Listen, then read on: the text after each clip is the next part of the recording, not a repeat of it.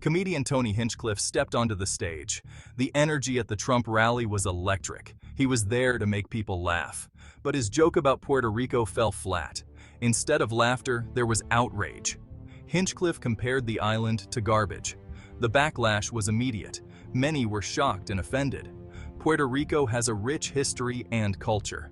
To reduce it to garbage was deeply disrespectful. Social media erupted with criticism. People demanded accountability for the harmful words. Hinchcliffe's joke wasn't just a harmless attempt at humor.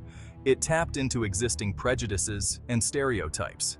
It highlighted the dangers of using a community as a punchline. The incident became a flashpoint in the ongoing conversation about the boundaries of comedy. The controversy surrounding Hinchcliffe's joke is a stark reminder that words have power.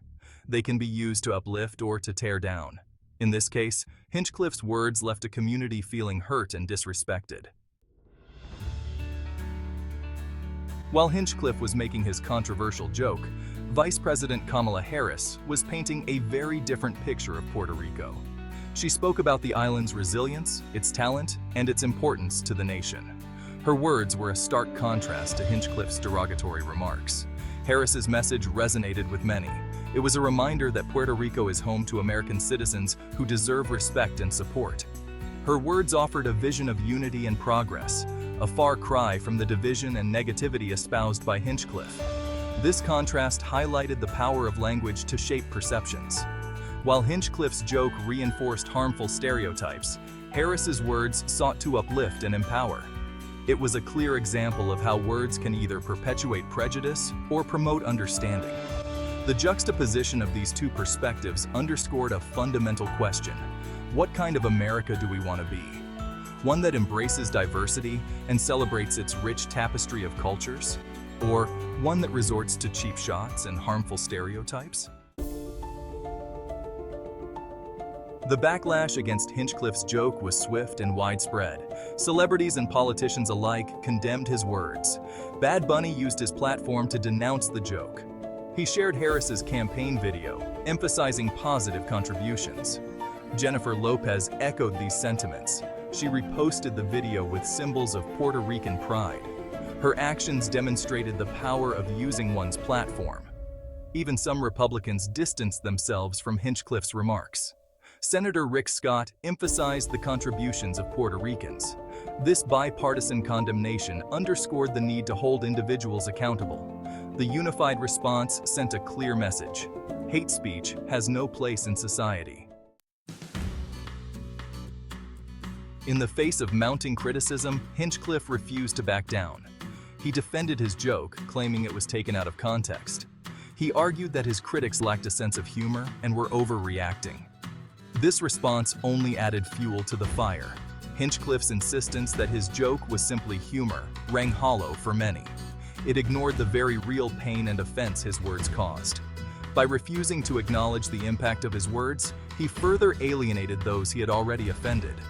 His defense also raised questions about the limits of humor. Can a joke ever be truly harmless when it relies on stereotypes and prejudices?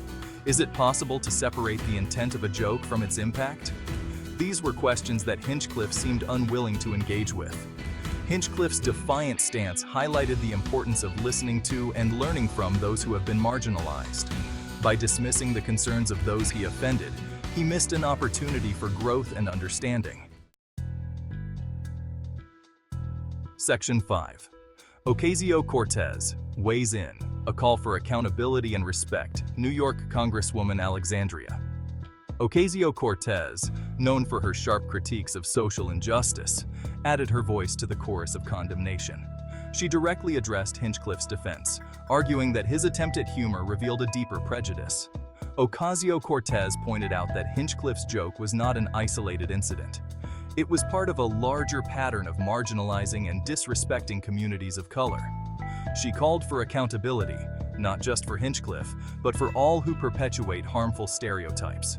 Her words resonated with many who saw Hinchcliffe's joke as part of a systemic problem. It was a reminder that words have consequences, and that those in positions of power have a responsibility to use their platform for good. Ocasio-Cortez's response highlighted the importance of engaging in difficult conversations about race, identity, and the impact of our words. It was a call to action, urging individuals to examine their own biases and work towards creating a more just and equitable society. Section 6. The tightrope of comedy: navigating humor in a sensitive world. The controversy surrounding Hinchcliffe's joke reignited the debate about the boundaries of comedy. Where do we draw the line between humor and hate speech? Can a joke ever be truly funny if it comes at the expense of a marginalized group? Some argue that comedy should be a space for free expression. They believe humor can challenge the status quo. Others argue comedy should respect dignity. This debate is complex and nuanced. There are no easy answers. Comedians must be mindful of their words' power. Humor that perpetuates stereotypes or incites hatred is never acceptable. We must all strive to create a world where humor brings people together. Section 7. The legacy of prejudice: examining the impact of stereotypes. Hinchcliffe's joke, while seemingly isolated, tapped into a long and painful history of prejudice against Puerto Ricans. From derogatory portrayals in media to discriminatory policies, Puerto Ricans have faced systemic marginalization and discrimination. Stereotypes, even those presented under the guise of humor, have real-world consequences. They can lead to discrimination in housing, employment, and education. They can also contribute to a climate of fear and distrust, making it difficult for communities to thrive. It is essential to recognize that stereotypes are not harmless. They are rooted in prejudice and ignorance, and they can have a devastating impact on individuals and communities. By understanding the history and impact of prejudice, we can begin to dismantle the systems that perpetuate it. We must all commit to challenging stereotypes and creating a world where everyone feels safe, respected, and valued. Section 8. Beyond a laugh: the real-world consequences of hurtful humor. While some may dismiss Hinchcliffe's joke as merely a poor attempt at humor, it is crucial to recognize that words have real-world consequences. Jokes that perpetuate stereotypes and reinforce prejudices contribute to a climate of intolerance and discrimination. When individuals are constantly bombarded with negative stereotypes, it can impact their self-esteem and sense of belonging. It can also lead to discrimination and prejudice in their everyday lives. Furthermore, hurtful humor can create a hostile environment for marginalized groups, making them feel unwelcome and unsafe. This can lead to social isolation and a reluctance to speak out against injustice for fear of reprisal. It is essential to remember that words have power, and that even seemingly harmless jokes can have a profound impact on individuals and communities. Section 9. The power of words: a call for thoughtfulness and empathy. The controversy surrounding Hinchcliffe's joke serves as a stark reminder of the power of words. Words can be used to inspire, to heal, and to build bridges. However, they can also be used to hurt, to divide, and to tear down.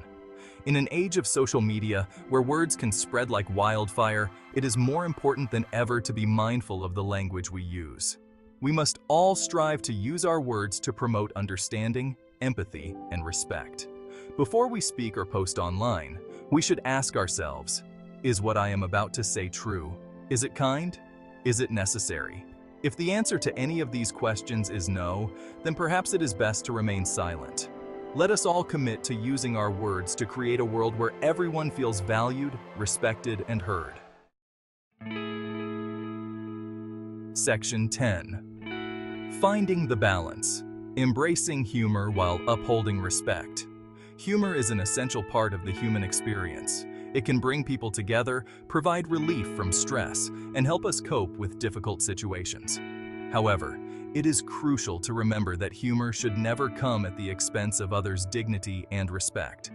Finding the balance between humor and respect requires thoughtfulness, empathy, and a willingness to engage in difficult conversations. We must be willing to listen to and learn from those who are different from us. It is also important to recognize that what one person finds funny, another may find offensive. Humor is subjective, and we must be respectful of others' perspectives. By embracing humor while upholding respect, we can create a world where everyone feels valued, included, and free to express themselves. Let us use our words to build bridges, not walls, and to create a more just and equitable society for all. Thanks for watching. Don't forget to leave your like and subscribe.